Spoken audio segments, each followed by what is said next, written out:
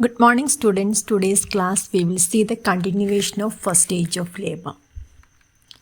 So in this we will see the causes of onset of labor, signs of impending labor or pre-labor signs, upper uterine segment and lower uterine segment, and the physiological process which occurs during the first stage of labor, that means the uterine factors and the mechanical factors. These things we will see each one in detail. So the first one is causes of onset of labor. The exact cause is unknown, but some stipulated theory which says it's because of the uterine distension.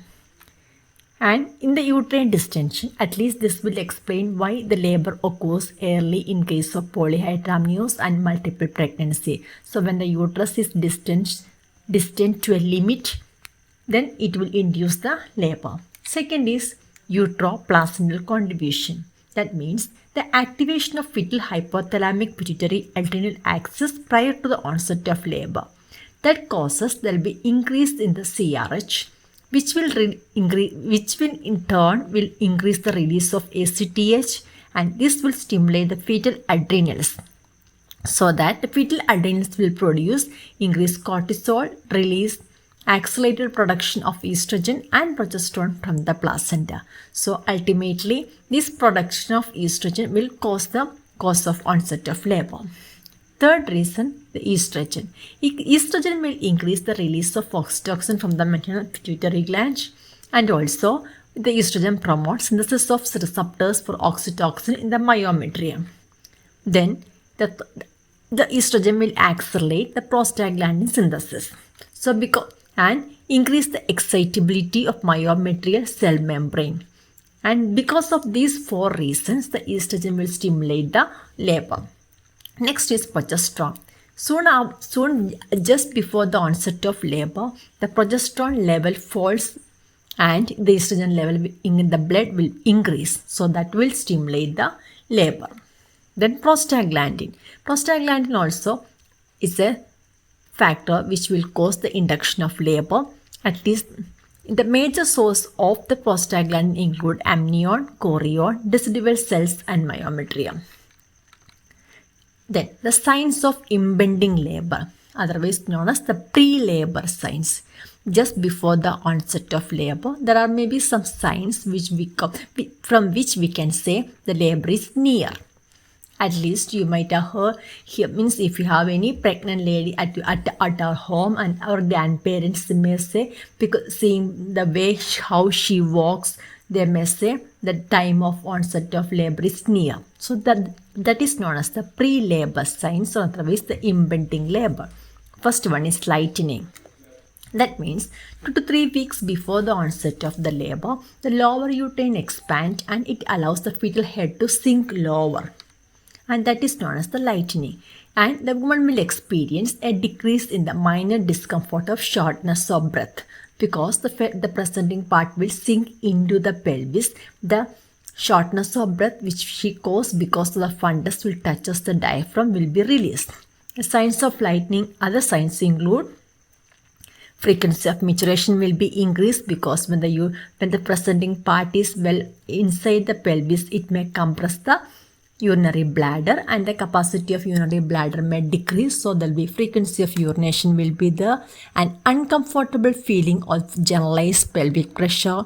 Then leg cramps which caused by the presenting part on the nerves, increased venous stasis producing dependent edema, and vaginal secretions will become more profuse. These are the signs of lightening. Then cervical change. The second impending labor or pre-labor signs are the cervical change. The cervix become ripe. That means cervix soft, some degree of effacement and dilatation, and it indicates the readiness of the cervix for the labor. Third is false labor pain. The painful contractions which have no effect on the cervical changes. It may occur for the days or intermittently for 3 to 4 weeks. And the fourth one is premature rupture of membrane. Normally the rupture at the end of the first stage, but it may due to the ill-fitting presenting part. Sometimes there may be rupture of membrane earlier. Then bloody show, a mucus plug created by the cervical secretions from the proliferation of glands of cervical mucosa early in the pregnancy.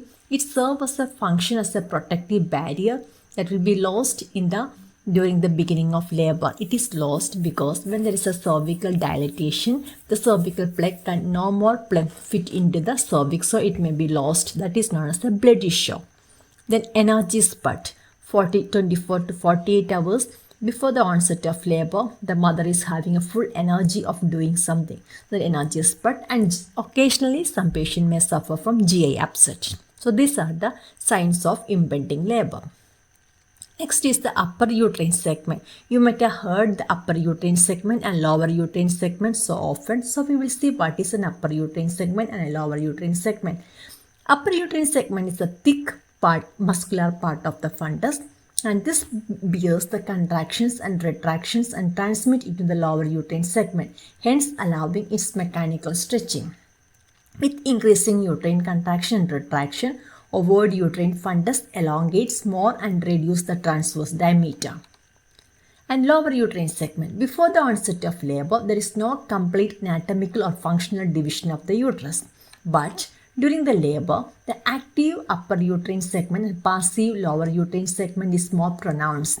The wall of upper uterine segment more thickened with progressive thinning of the lower uterine segment.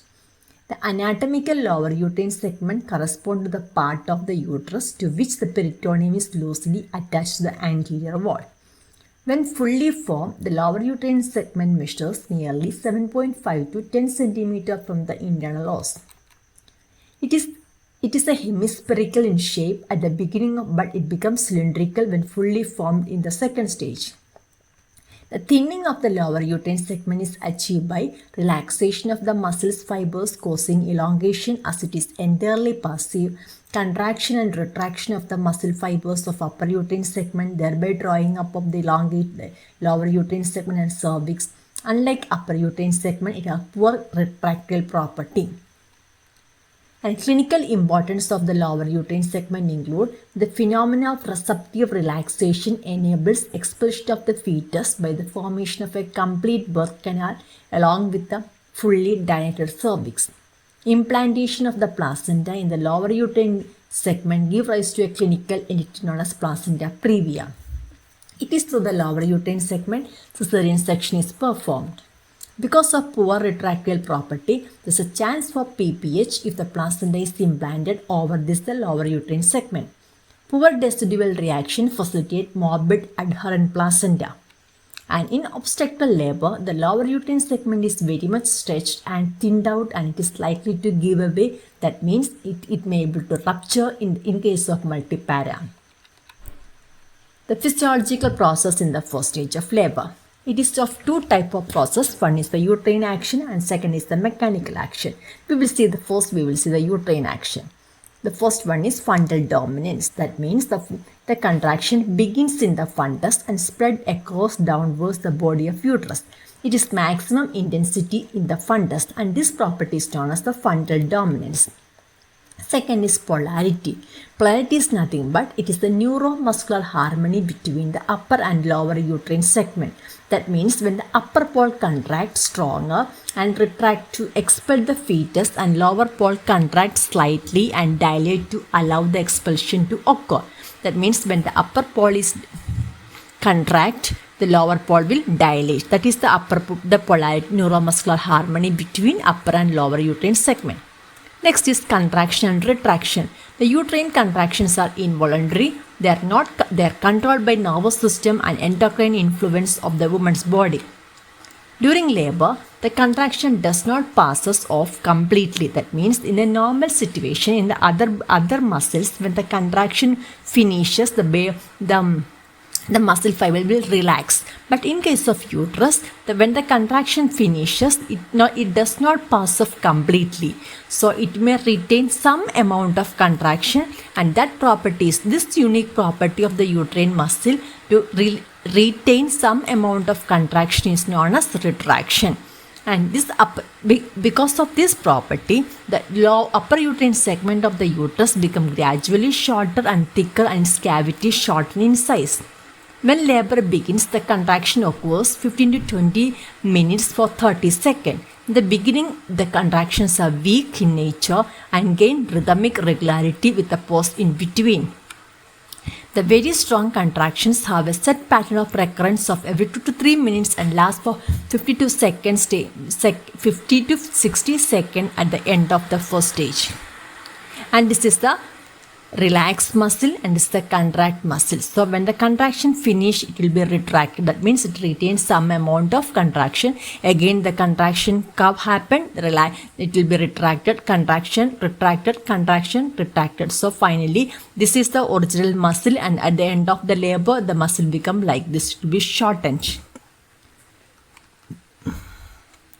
Fourth property is formation of upper and lower uterine segment. Uppermost part is the muscular, mainly deals with the contraction. Lower is thinner and for the distension and dilatation. We have seen earlier what is the upper and lower uterine segment. And fifth property of the uterine action is retraction ring. A ridge between the upper and lower uterine segment, we call it as a retraction ring. Normally, it is not visible over the abdomen, but during the obstructed labor, it is prominent over the abdomen and it is known as Bandl's ring.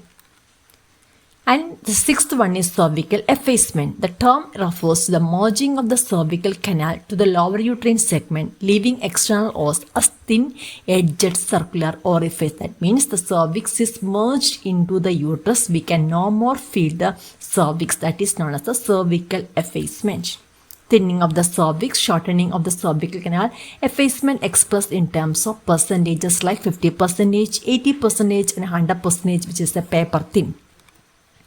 This is the effacement. This is the length of the cervix. This is the cervix. It will be the cervix which is given in this color. It is 0% efface. This is nearly 30% efface, and this is nearly 100% efface, where no more cervix can be filled.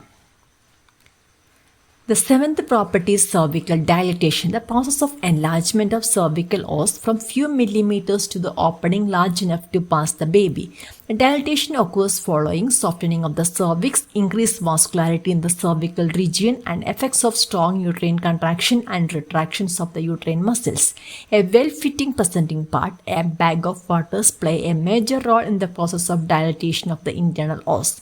The pressure of the uterine fundus, counter pressure by the hindwaters, and fetal access pressure are dominating factors leading to the early arrival of the second stage.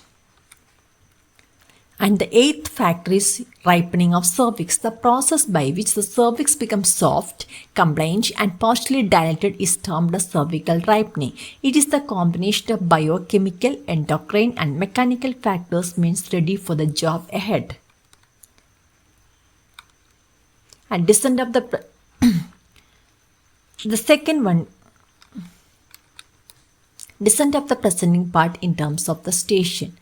And next is the mechanical factors. Mechanical factors, the first one is formation of forewater. The lower uterine segment stretches as a result of strong action of the uterine muscle, and chorion membrane detached from the walls and bulge outward shaped bag called bag of water.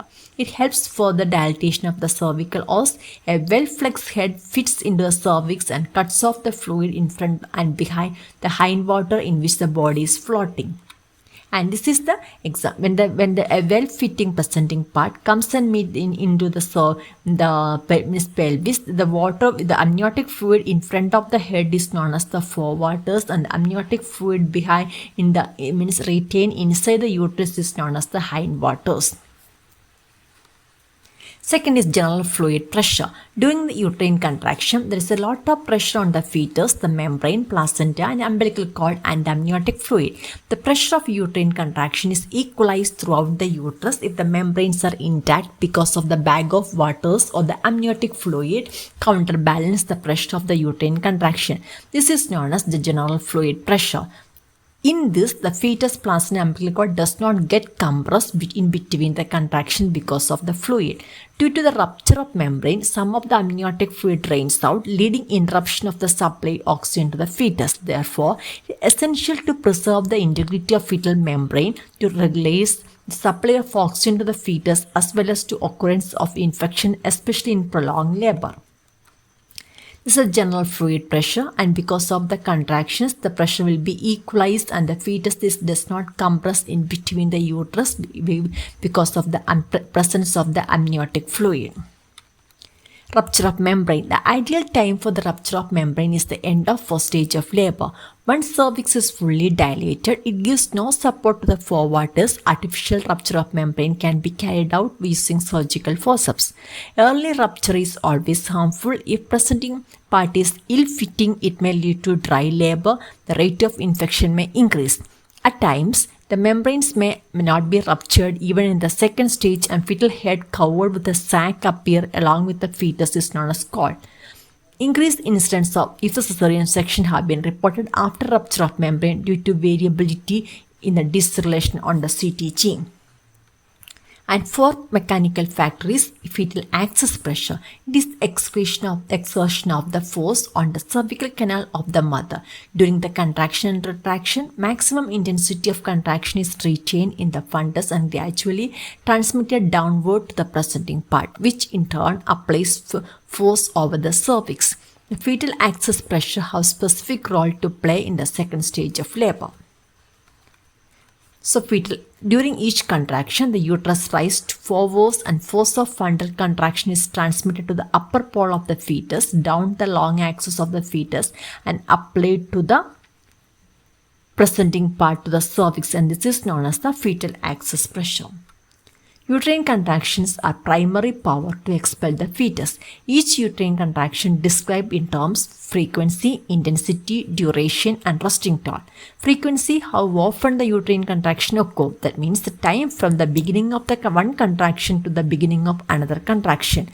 Intensity is the strength of contraction at its peak. Duration is time that between the onset of one contraction and the end of that particular contraction. Resting tone is the tension in the uterine muscle in between the contraction, that means the relaxation of the uterus. The contractions can be divided into three: mild, moderate, and severe.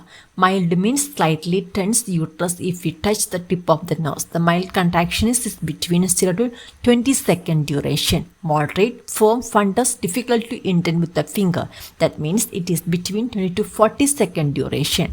And third is strong rigid contraction. It is more than 40 second duration contraction. We call it as a strong contractions.